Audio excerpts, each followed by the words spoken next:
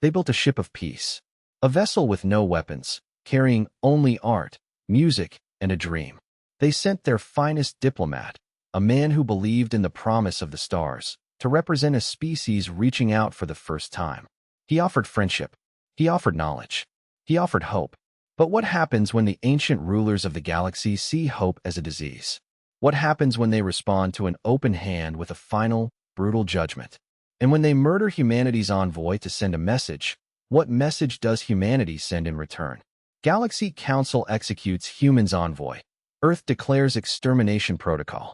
Before the verdict is read, subscribe to the channel for the complete, declassified archives, and engage the like button to stand in solidarity. Alright, let's begin the story. Ambassador Liam Arkwright pressed his hand against the cool, transparent aluminum of the observation deck. Outside, the galactic capital station, Nexus Prime, grew from a star-like jewel into a continent of spinning metal and impossible light. It was a structure of breathtaking scale, a testament to the 10,000-year reign of the Eternal Conclave, and it made him feel very, very small. "Docking in 20 minutes, sir," said Ji-Hai, his diplomatic aide. Her voice was a quiet anchor in the overwhelming awe of the moment, her face illuminated by the glow of her datapad. Liam nodded, straightening the collar of his formal diplomatic jacket. Upon its sleeve was a single, embroidered patch, the blue marble of Earth. "The weight of it all, Ji-Hai, do you feel it?" "I feel the hopes of 8 billion people, sir," she replied, her gaze fixed on the station. "And the energy readings from that place, they could crack a moon without even trying." Admiral Eva Rostova, commander of their vessel, the Stargazer, stepped onto the observation deck. Her face, as always, was a mask of calm, tactical assessment. She saw not beauty, but defensive emplacements. Not grandeur, but strategic choke points.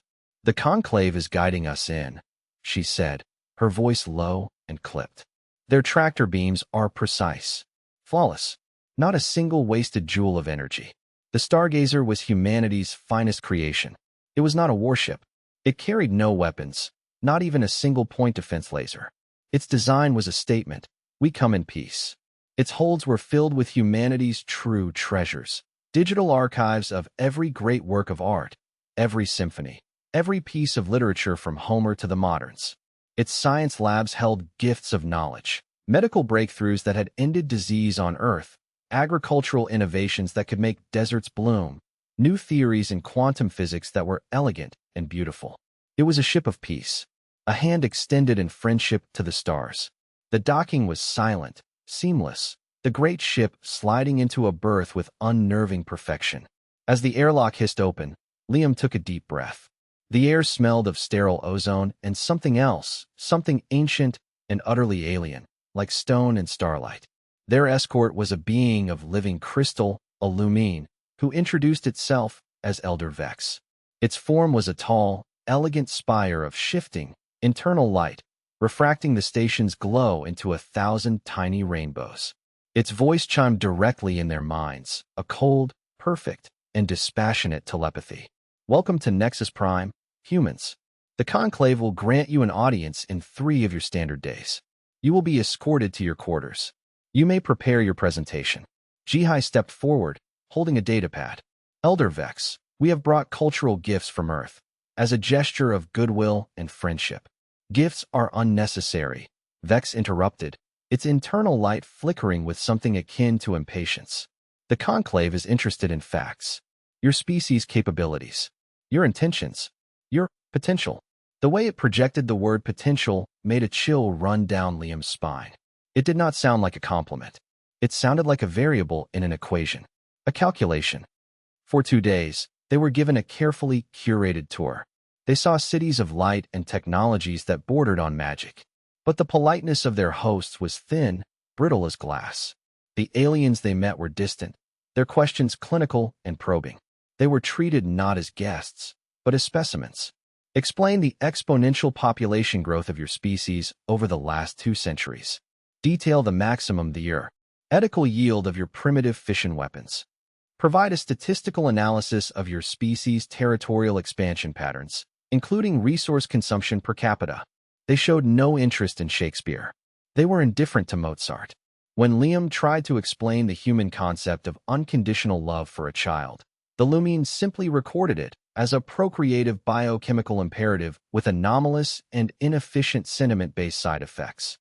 They were dissecting humanity's soul with the cold precision of a coroner. On the second night, Admiral Rostova called a private, sealed bridge meeting. "Something's wrong," she said, her voice a low murmur that wouldn't carry past the bulkheads. "The Stargazer's passive sensors have been running since we arrived. More importantly, I deployed the nanoprobes during the docking sequence. They've been gathering data from their internal networks." She brought up a holographic display in the center of the ready room. It showed the station's internal schematics, overlaid with complex energy readings and data traffic logs. "They're not just observing us," she stated, her finger tracing a restricted data flow. "They're judging us. And the metrics they're using, they're all threat-based. Rate of expansion, resource consumption, military potential, calculated from our history. They're running predictive models." Liam felt a knot of dread tighten in his stomach. "They're not looking for new friends. Are they, Eva?" "No," the Admiral replied, her eyes as hard and cold as diamonds. "They're running a threat assessment. And I don't like the data I'm seeing." The probes picked up traces of archived protocols, phrases like purity, containment, and pruning. "This isn't a diplomatic station, Liam. It's a fortress and a courthouse, all in one." The conclave chamber was a cathedral to absolute power. 12 thrones for the 12 elder species floated in a perfect circle in a cavernous, silent space where the very stars seemed to hold their breath. Liam Arkwright stood alone in the center, a tiny, fragile figure in the vastness. "Humans of Earth," Elder Vex chimed, its voice echoing in the minds of all present. "You have been observed. The time for presentation has come. Present your case for membership in the Eternal Conclave." Liam began. He spoke of humanity's dreams, of their art, of their science. He showed them images of Earth's vibrant, chaotic beauty, of human families of all colors, of children laughing. He played them Beethoven's Ninth, a symphony of struggle, defiance, and ultimate, explosive joy. He tried to show them the messy, beautiful, contradictory core of what it meant to be human. "We are a young species," he concluded, his own thoughts projected to them with a raw, human sincerity that felt naked in this sterile place. "We have made mistakes. We have known great sorrow and great war. But we have learned. We have unified. We come to you now with open hands and open hearts, asking only for a chance to prove we can be worthy partners in this great galactic community." When he finished, there was only silence. A cold, endless, calculating silence. "The Conclave has heard your presentation. We will now deliberate," Elder Vex announced. "You will have our decision in one of your days." They were dismissed. No questions, no discussion, just the cold, final weight of judgment. The summons came the next morning. As Liam, Jihai, and Admiral Rostova walked back to the chamber, they could feel it. The station's atmosphere had changed. The few aliens they saw moved with a new, rigid purpose, their paths precise, their gazes averted. They already knew. They had known from the beginning. In the chamber, the 12 thrones were occupied. The silence was heavier than a dying star. "Humans of Earth," Elder Vex began, its light pulsing with a cold, analytical rhythm. "The Eternal Conclave has reached its decision." Liam stood tall, his hands clasped behind his back, a futile attempt to stop them from shaking. "We are ready to hear your judgment, Elder. For 3 days, we have examined the data you provided. We have also consulted our own deep-range intelligence, gathered over the century your species has been broadcasting its chaos into the void. We have run 17 trillion predictive simulations." Vex light pulsed a cold, absolute blue. "The Conclave has concluded that humanity represents a Category 5 extinction risk to galactic stability." The words hit. Like a physical blow. Jihai gasped, her hand flying to her mouth.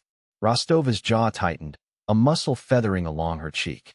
I don't understand," Liam stammered, his prepared diplomatic responses dissolving into ash. "We came in peace. We offered friendship. Our ship has no weapons. Your species exhibits all the markers of a galactic plague," chimed another delegate, a being of swirling, sentient gas held in a containment field. "Exponential population growth. Uncontrolled territorial expansion. A history of adaptive, total warfare." Your lack of weapons here is not a sign of peace. It is a sign of cunning. You came to observe. Those are survival traits. Rostova interjected, her military discipline finally cracking. Every successful species has them. They are cancer traits, Vex replied coldly. Our models are absolute. Within 2 of your centuries, you will have colonized dozens of worlds. Within 5, you will control entire sectors. Within a millennium, your chaotic, emotional, and unpredictable nature will lead you to challenge the established galactic order. You are a fire spreading through a dry, ancient forest. That's speculation. Jihai cried out, tears welling in her eyes. You can't condemn an entire species based on a mathematical model. We can. And we must, Vex projected, its light hardening into a piercing, diamond-sharp point. The Conclave has maintained peace and order for 10,000 years by pruning such threats before they can take root. Your species shows no signs of the graceful stagnation that brings stability. Therefore, you will not be granted membership. Furthermore, any human expansion beyond your home solar system will be met with immediate and overwhelming military force. You're imprisoning us, Liam said, the words tasting like ash and failure. We are protecting the galaxy from itself, the gaseous being replied. This decision is final. However, the Conclave recognizes that this message, this final judgment, must be delivered to your species with absolute, unforgettable clarity. To ensure there are no future misunderstandings, we have decided to make an example. What kind of example? Rostova demanded, her hand instinctively moving to a weapon she did not have, her body tensing for a fight she could not win. Ambassador Liam Arkwright, Elder Vex announced, its voice devoid of all feeling, all pity, all mercy. As the official representative of the human species, a species judged to be a threat to cosmic order, you are hereby sentenced to immediate execution. Your death will demonstrate to your people the consequences of challenging the eternal order. It will be the first and final lesson. The sentence hung in the dead air of the chamber. Liam felt a strange, surreal calm descend upon him. The worst had happened. There was nothing left to fear. You can't do this, Jihai screamed, her voice breaking with sobs. He is a diplomat. He has immunity under every civilized law. Galactic law applies to member species, Vex replied. Humans are not members. You have no rights here. You are a contamination to be sterilized, and he is the first cell. Rostova stepped forward, placing herself physically in front of Liam. Take me instead. I am a soldier. His death is a political statement. Mine is an act of war. Choose your message to my people very, very carefully. The symbolism must be precise, Vex projected, unmoved. A military death implies a worthy opponent. It suggests conflict is possible. A diplomatic death signifies the end of all negotiation. The decision stands. Liam looked at his companions, at their fierce, hopeless loyalty. He then turned back to the Conclave, his calm returning. I request permission to send one final message to my world. Granted, Vex chimed after a moment's consultation. You have 5 of your minutes. They led him to a communication station at the edge of the chamber. As he sat down, he looked into the recording lens, not seeing a machine, but seeing the faces of his wife, his son Kai, his daughter Maya. He thought of 8 billion people, still looking to the stars with hope. My fellow humans, he began, his voice thick with an emotion the Conclave could never comprehend, a love so vast it spanned a world. This is Ambassador Liam Arkwright. The Conclave has decided that we are not worthy to join them. They fear us, not because we are evil, but because we are alive. Truly, chaotically, beautifully alive. His voice cracked, but he pushed. Dion, the words now a legacy. They have sentenced me to death, as a message. I want you to hear my message instead. Do not let this break you. Do not let this turn you into them. Do not let them extinguish the fire that makes us human. We offered peace. We offered friendship. Always remember that. Let history record that we came with open hands. He looked directly into the camera, his eyes burning with a fierce, paternal love for his entire species. Survive. Grow stronger. Learn everything you can. But never, never become so cold that you see life as a number in a calculation. That is my final wish. Kai, Maya, I love you. He finished the transmission. Elder Vex approached. It is time. They led him to the center of the chamber. A device rose from the floor, a ring of shimmering, incandescent energy that hummed with terrifying power. A molecular disintegrator. Any final words? Vex asked, a final, cold courtesy. Liam looked up at the 12 silent, alien thrones. Yes. His voice was quiet, but it echoed with the weight of prophecy. You have just made the greatest mistake in galactic history. You have just united humanity. The device activated. Liam Arkwright dissolved into a shower of light and dust, his final, defiant thought a promise to the cold, silent stars. The message reached Earth. The grief was a tidal wave that swept across the globe, a collective cry of sorrow from 8 billion hearts. But beneath the grief was something else. A cold, silent, planet-wide fury. In the Global Assembly Hall in Geneva, President Alani Reyes stood at a podium, her face etched with sorrow and steel. The Eternal Conclave has murdered our ambassador, she announced to a stunned and weeping world. They have declared our species a plague. They have sentenced us to imprisonment in our own system, under threat of total annihilation. She paused, letting the weight of the words settle. They believe they have ended a threat. In truth, they have just created one. She then ceded the floor to the General Secretary of Defense, Marcus Thorne, a man who had spent his life in the shadows, preparing for this exact day. For 30 years, Thorne began, his voice a low, dangerous growl that commanded absolute attention.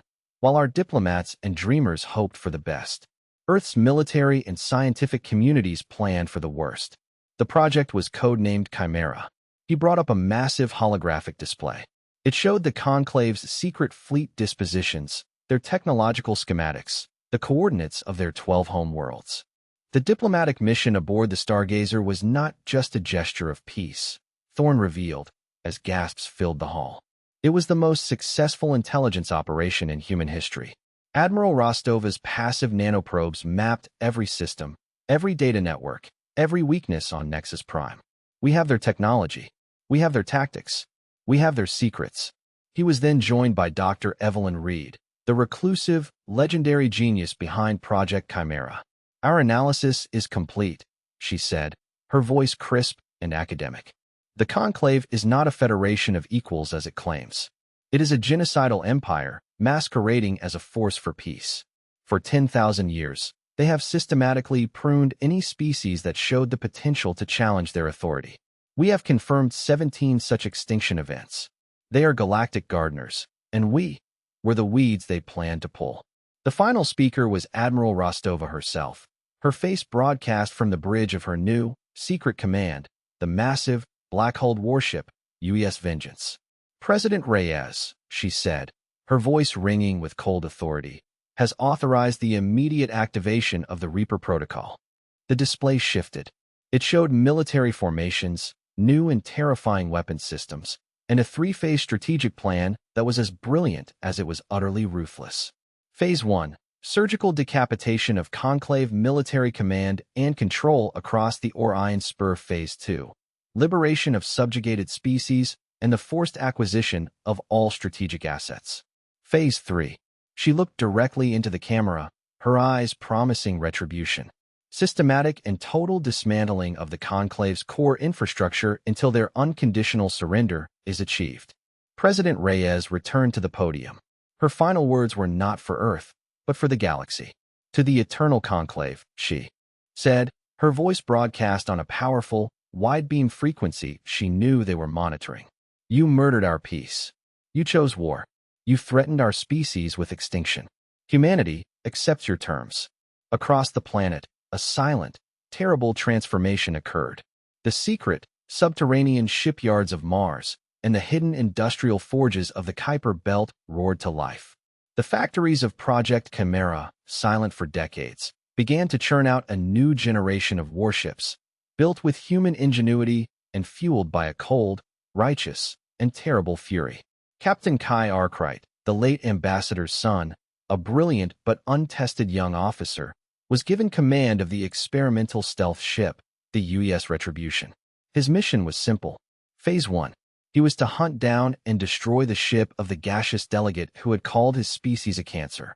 His father's last message had been to never become like them. But his father had been murdered, and for that, there had to be a reckoning. The war for humanity's survival, a war they had secretly prepared for, was about to begin.